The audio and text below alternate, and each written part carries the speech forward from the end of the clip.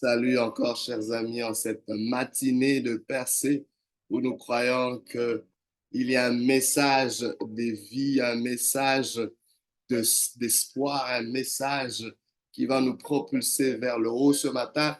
Le thème n'est rien d'autre que la meilleure contribution dans une relation. La meilleure contribution dans une relation.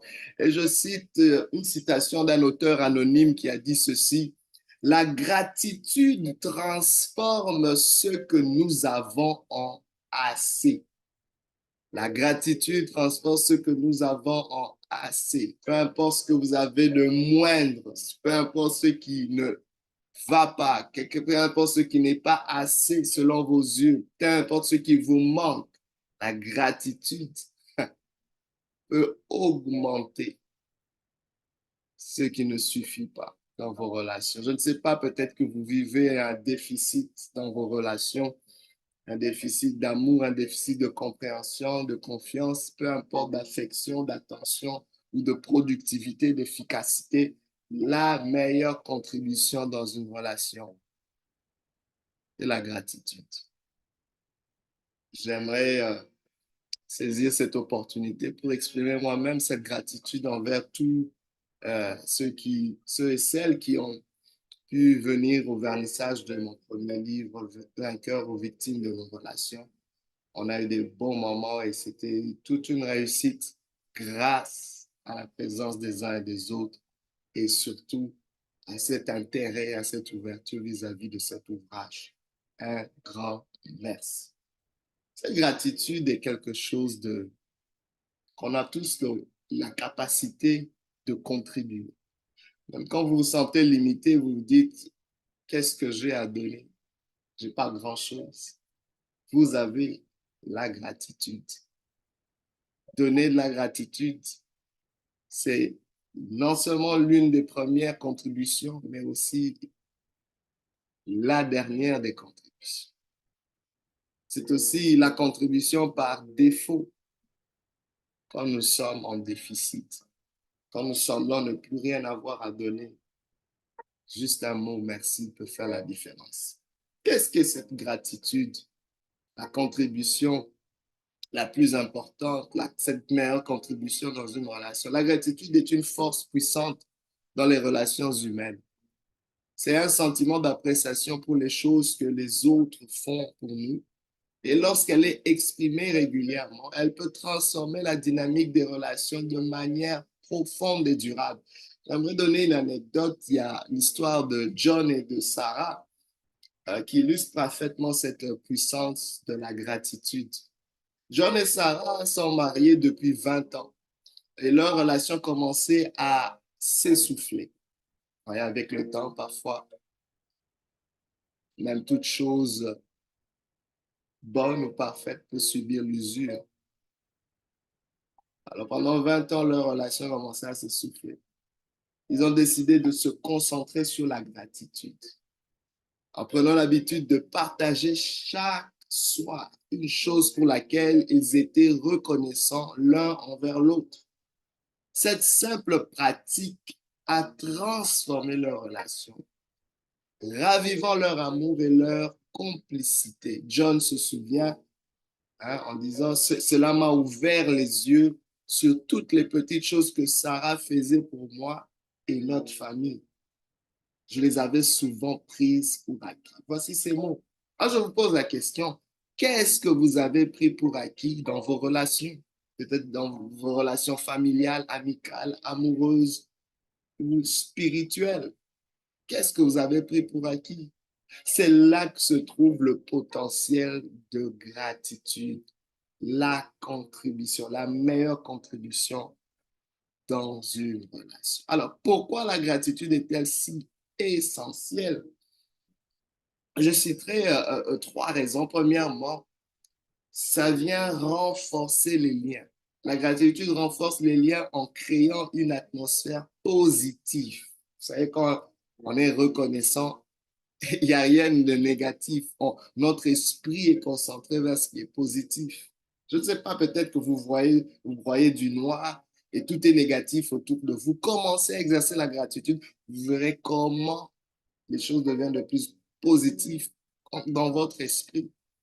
Alors, lorsque nous exprimons notre gratitude, nous montrons que nous apprécions l'autre personne, ce qui renforce la confiance et l'affection mutuelle. Selon Dr. Robert Emmons, un expert en psychologie de la gratitude, il dit ceci: la gratitude nous permet de célébrer le présent.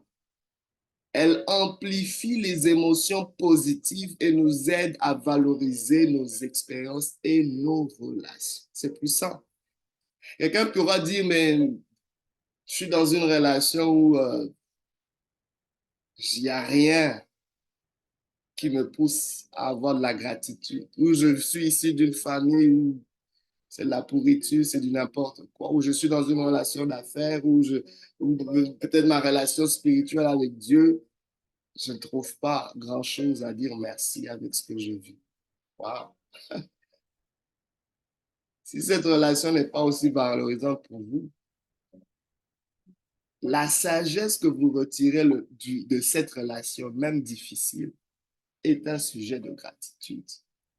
Les leçons que vous apprenez de cette relation malaisante est un sujet de gratitude. Donc, on n'a pas d'excuse. Une deuxième raison pourquoi c'est si essentiel, cette gratitude, parce que cela améliore la communication. Exprimer sa gratitude encourage une communication ouverte et honnête. Les personnes se sentent valorisées et reconnues, ce qui les incite à communiquer plus librement et avec plus de sincérité. Vous avez peut-être un enfant, un adolescent qui a du mal à communiquer. Et commencez par manifester de la gratitude envers les petites choses qu'il fait, envers sa personne, son existence. Et vous verrez comment cela va débloquer cette communication. Troisièmement, cette gratitude favorise la résilience. La gratitude nous aide à nous concentrer sur les aspects positifs de notre vie, même en période de difficulté. Cette perspective positive renforce notre résilience et notre capacité à faire face aux défis. Je ne sais pas quelles difficultés vous vivez, mais soyez reconnaissants de vos forces, vos capacités, le fait que vous soyez présent devant cette situation. Parce que je crois que il y a quelqu'un qui a dit, aucune montagne ne grandit, mais les hommes et les femmes continueront à grandir pour escalader des montagnes. Donc, du coup, ce défi n'a que vous pour le surmonter. Ça prend des hommes et des femmes pour relever les défis. S'il y a des défis, c'est qu'il y a quelqu'un pour le relever. Et si c'est votre défi, vous êtes la personne qui allait le relever, alors exercez cette gratitude. Alors, comment pratiquer cette gratitude concrètement? C'est la meilleure contribution dans une relation. Premièrement, on peut exprimer des remerciements réguliers. Faites-en une habitude régulière. Prenez l'habitude de dire merci pour les petites et grandes actions. N'attendez pas juste que ce soit des grands, même les petites actions de façon quotidienne. Un simple merci peut avoir un impact énorme. Deuxièmement, vous pouvez écrire des lettres de gratitude, des thank you notes, comme on dit, des lettres de gratitude, de remerciement. Rédiger une lettre de gratitude à quelqu'un peut être un geste puissant.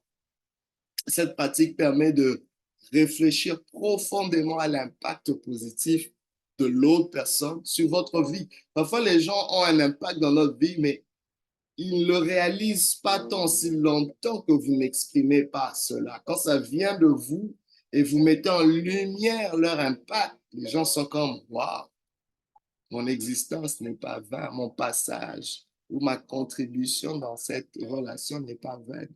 Et ça les motive à faire davantage.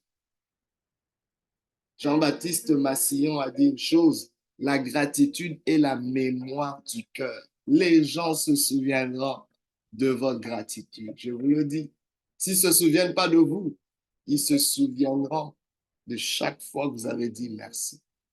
Ils se souviendront de votre gratitude. Ça, c'est quelque chose de fort. Une troisième façon d'exercer cette gratitude, c'est tenir un journal de gratitude. On devrait tous en avoir. Consacrez quelques minutes chaque jour à noter 3 choses pour lesquelles vous êtes reconnaissant. Cela vous aide à rester concentré sur les aspects positifs de votre vie. Une journée de 24 heures ne peut pas passer sans que vous ayez énuméré ne fût-ce que 3 choses. Ça va booster votre approche sur la prochaine journée. Je vous le garantis. Allez, procurez-vous ce journal et commencez dès aujourd'hui. Je vous mets en défi et vous verrez ce qui se passera 1 semaine après, 2 semaines après, un mois après. Même la Bible nous interpelle là-dessus, les Saintes Écritures. 1 Thessaloniciens 5, 18 nous dit, rendez grâce à toutes choses, en toutes choses, car c'est à votre égard la volonté de Dieu en Jésus-Christ. C'est la volonté de Dieu que nous soyons reconnaissants. Philippiens 4, 6, 7 va dire, ne vous inquiétez de rien, mais en toute chose, faites connaître vos besoins à Dieu par des prières, des supplications, avec des actions de grâce. Et j'aime ce qui suit. Et la paix de Dieu qui surpasse toute intelligence gardera vos cœurs et vos pensées en Jésus-Christ. Je crois qu'il y a une paix qui n'est pas possible sans gratitude. On nous dit bien que cette prière, qu'on peut faire une supplication, toutes sortes de requêtes avec. Il faut que ça soit accompagné par une gratitude et par conséquent, par voie de conséquence, il y a une paix qui vient. Je crois qu'il y a une paix qui est à votre porte. Il y a une paix qui est de l'autre côté de votre gratitude. Aujourd'hui, c'est possible d'être en paix. La paix n'est pas quelque chose que vous devez attendre quand tout va aller mieux. Non, on peut être en paix en plein milieu de tourments. Et la gratitude peut vous donner accès à cette paix, même au milieu de vos tribulations relationnelles. Pour conclure, j'aimerais vous dire une chose, c'est que en adoptant une attitude de gratitude, nous devenons non seulement des partenaires et des amis meilleurs, mais aussi des êtres humains plus heureux et plus épanouis. Ça n'a pas seulement un avantage sur la relation, mais sur nous-mêmes en tant qu'individus pendant que nous l'exerçons. Et je vous laisse avec cette citation de Cicéron qui a dit une chose, qui a dit ceci, la gratitude est non seulement la plus grande des vertus, mais la mère de toutes les autres. La meilleure contribution dans une relation. Je vous la souhaite et je vous défie de commencer à contribuer et vous verrez ce qui se passe. Merci et continue, ne lâchez pas.